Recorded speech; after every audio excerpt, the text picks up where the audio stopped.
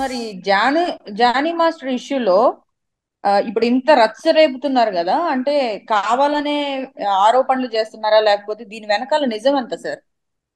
అదే దీంట్లో చాలా అనుమానాలు, చాలా క్వశ్చన్ మార్కులు, ప్రశ్నలు ఉన్నాయమ్మా దీంట్లో. ఇప్పుడు ఆ అమ్మాయి 2017లో ఆయనతో పరిచయం అయింది. 19లో ఆయన దగ్గర అసిస్టెంట్ గా చేరాను. 19లో బాంబేలో వెళ్ళినప్పుడు బాంబేలో నాతోటి అనుచితంగా ప్రవర్తించాడు. ఆ అప్పటి నుంచి ఇప్పటిదాకా చేస్తానే ఉన్నాడు 7 సంవత్సరాలు. అంటే 19లో అనుచితంగా ప్రవర్తిస్తే ఆయనతో ఎలా ట్రావెల్ చేసావు ఈ 7 సంవత్సరాలు? ఇది 7 సంవత్సరాలు ట్రావెల్ చేసి ఇవాళ కొత్తగా ఆయన నాతో అనుచితంగా ప్రవర్తిస్తున్నాడు అని అంటే మరి దానికి పెద్ద అనుమానం, సందేహం వస్తాను. ప్లస్ ఆయన వైఫ్ కూడా ఆ, నన్ను గొడవ పెట్టిందని అంటే, మరి వైఫ్ కూడా గొడవ పెట్టి నువ్వు ఫ్యామిలీలో, ఆ ఫ్యామిలీలో ఆయన అసిస్టెంట్ గా ఫ్యామిలీ తోటి కలిసిపోయిన ఒక ఫ్యామిలీ మెంబర్ వా? ఆవిడ కూడా మాట్లాడిందంటే ఇన్నాళ్ళు ఎందుకు ఉన్నావు? ఎప్పుడో 19, ఎప్పుడు 26, ఎప్పుడు 19లో ఆయన నిన్ను బాంబేలో అనుచితంగా ప్రవర్తించి 20 అయ్యి, 21 అయ్యి, 22 అయ్యి, 23, 24 అయ్యాయి. ఇన్ని సంవత్సరాలు ఎలా ట్రావెల్ చేసావు? ఎలా ట్రావెల్ చేసినప్పుడు లెంది పాడ ఎందుకు చెప్తున్నావు? సో ఇక్కడ అనేక అనుమానాలకు దారితీస్తుంది. అంటే ఆ అమ్మాయి ఆశించింది, ఎదురు చూసింది మాస్టర్ నుంచి అందలేదా? ఆ అమ్మాయి గ్రో అవ్వాలి, తను డాన్స్ మాస్టర్ కావాలి అనుకుంటే ఈయన సహకారం ఇవ్వలేదా? లేకపోతే ఆ అమ్మాయి మూమెంట్స్ అయ్యి, ఆ అమ్మాయి చేస్తున్న మూమెంట్స్ ఇంకా షార్ప్ గా లేవని ఇంకెవరో వేరే షార్ప్ గా దొరికే వాళ్ళు ఉంటే మాస్టర్ ఎప్పుడు కూడా అసిస్టెంట్ చాలా షార్ప్ గా ఉండాలి. ఎందుకంటే హీరోయిన్లకి ఆ చేసి చూపించేటప్పుడు వాళ్ళు ఎంతో షార్ప్ గా చేస్తే దాంట్లో 80% హీరోయిన్లు చేస్తారు, 100% హీరోయిన్లు చేయలేరు, ఒకళ్ళిద్దరు అంతే. సో వీళ్ళు అంత షార్ప్ గా చేయాలి. ఆ షార్ప్నెస్ తగ్గిందని ఎంఐ దగ్గర అంత లేకపోబట్టి పెట్టారా? సార్ నాకు ఉద్యోగాలు ఇవ్వటం లేదు వాళ్ళంటే, జానీ మాస్టర్ ఒక్కడే కాదు కదా, ఇండస్ట్రీ మొత్తం ఆయన మోనోపలి కాదు కదా. అనేక మంది డాన్స్ మాస్టర్లు ఉన్నారు. నీ దగ్గర టాలెంట్ ఉంటే ఈ మాస్టర్ కాకపోతే ఇంకో మాస్టర్, ఈ మాస్టరే ఇవ్వాలని నాకు జాబ్ లేకుండా చేస్తారు. ఇవన్నీ వింటా ఉంటే దాన్ని ఒక కల్పితంగాను, ఏదో ఒక మనసులో వేరే పెట్టుకుని, ఏదో ఒక కక్ష పెట్టుకుని, ఏదో ఒక కోపం పెట్టుకుని దాన్ని 7 ఏళ్ల తర్వాత ఇవాళ దాన్ని బయటకు విసురుతున్నట్టు ఉంది తప్పితే దాంట్లో నిజాయితీ అనేది క్వశ్చన్ మార్క్. అందుకనే నా అమ్మాయి టోటల్ గా తప్పు, ఈయన గొప్ప అని అంటలేదు. కానీ మనం విశ్లేషించవలసిన అవసరం ఉంది.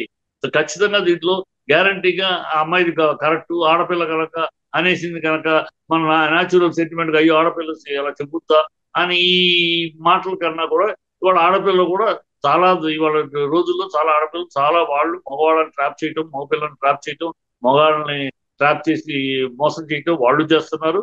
ఇటు రెండు పక్కల జరుగుతుంది. కాకపోతే ఆడవాళ్ళు మోసం చేసేది 20% అయితే మగవాళ్ళు మోసం చేసేది 40%. పర్సెంటేజ్ డిఫరెన్సే కానీ ఇవాళ ఆడ మగ తేడా లేదు. మోసం చేయటంలో, ట్రాపులు చేయటంలో నన్నగా మొన్న కూడా విన్నాం కదా. ఒక ఒక అమ్మాయి తన భార్య చదువు మీద ఇంట్రెస్ట్ ఉందని వాడు పాప కూలీ నాలి చేసి రాత్రి మూలు కష్టపడి మొత్తం సంపాదించి ఆ అమ్మాయిని చదివించి ఆ, మంచి ఉద్యోగం దుబాయ్లో దొరికితే ఉద్యోగాలు పంపిస్తే ఆ అమ్మాయి అంతా వాడుకుని ఆ ఉద్యోగానికి వెళ్ళగానే అక్కడ ఎవడో సహ ఉద్యోగాలు పెళ్లి చేసుకుని ఇతను టాటా బై బై చెప్పింది, అతను ఊరేసుకున్నాడు. సో ఇలాంటి సంఘటనలు, ఇలాంటి ట్రాపింగ్ ఉన్నాయి కనుక కంప్లీట్ గా ఆ అమ్మాయి చెప్పినంత వేదం, ఆ అమ్మాయి చెప్పినంత గాస్పెల్ ట్రూత్, జానీ మాస్ తప్పు అనడానికి కరెక్ట్ కాదని మనం విశ్లేషించి వెయిట్ చేయాల్సిందే.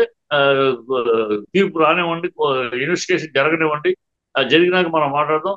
ఎందుకంటే జానీ మాస్టర్ ఆ, అప్పుడు ఈ అమ్మాయి ఆయన దగ్గర ఉన్నప్పుడు జానీ మాస్టర్ ఇంత మాస్టర్ కాదు.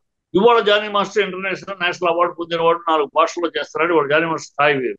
సో అందుకని ఆ రోజు జరిగినప్పుడు నువ్వు ఆయన ఎందుకు మామూలు మాస్టరు కనుక ఆయన అప్పుడే మాట్లాడలేదు. ఇప్పుడు ఆయన పొజిషన్ లోకి వచ్చాడు, మంచి స్టేటస్ కోలో ఉన్నాడు, మంచి స్థాయిలో ఉన్నాడు కనుక ఆయన్ని బ్లాక్ మెయిలింగ్ అయ్యి, ఆయన్ని ట్రాఫిక్ అయ్యి అనేక అనుమానాలు వస్తాయి. ఇవన్నీ అనుమానాలకు కారణాలు. ఇప్పుడు చేస్తున్నా, అప్పుడు చేయకుండా ఇప్పుడు చేస్తున్నాడు, ఇప్పుడు మంచి పొజిషన్ లో ఉన్నాడు. సో ఈయన ఏదో బ్లాక్ మెయిల్ చేస్తే ఏదైనా మనకి ఆ, మనకు కోరుకున్న జరుగుతుందా, ఎలాంటి కారణాలు ఉన్నాయి, ఇవన్నీ మనం చూడవలసిన విషయాలు ఉన్నాయి. సో నాకు తెలిసి జానీ మాస్టర్ ఇంత చిల్లరోడు కాదు.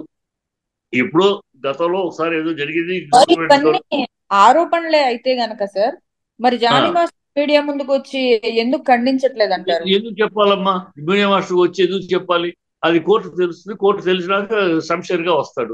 ఇప్పుడు ఎందుకు చెప్పాలి? ఇప్పుడు బురద చదువుతా ఉంటే ఆ బురదను కడుక్కుంటూ కాదు నేను కాదు నన్ను నమ్మంటే చెప్పుకోవాలా? ఎందుకు వచ్చింది కర్మ? అవసరం కోర్టు తెలుస్తుంది. కోర్టు తెలుసు తను చేశారంటే అందరికీ వచ్చి ఎక్స్ప్లెనేషన్ చెప్పుకుంటంలోనే సగం దోషి అయిపోతాడు.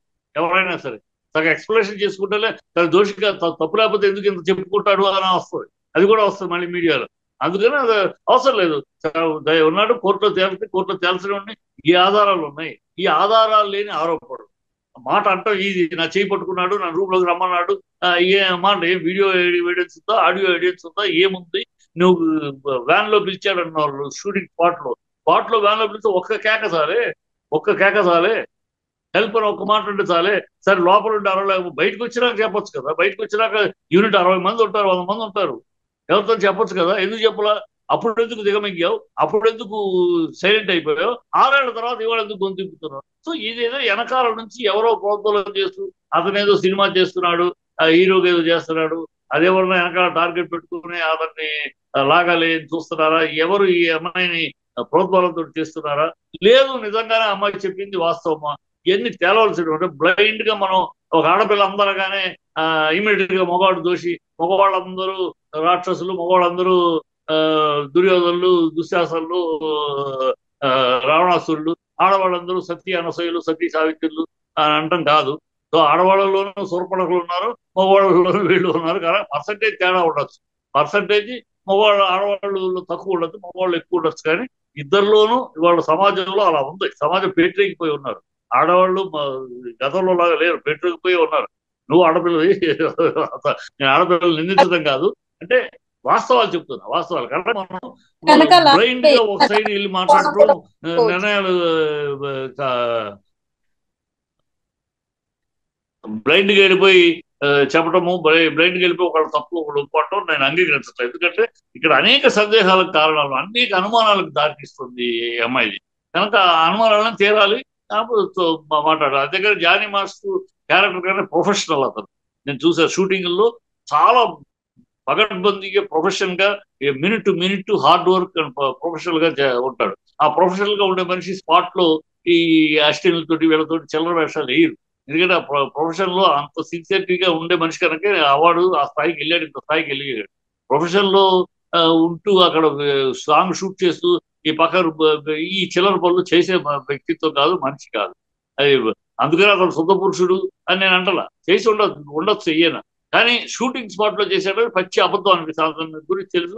షూటింగ్ స్పాట్ లో తనకు డాన్స్ మాస్టర్ అంటే కింగ్.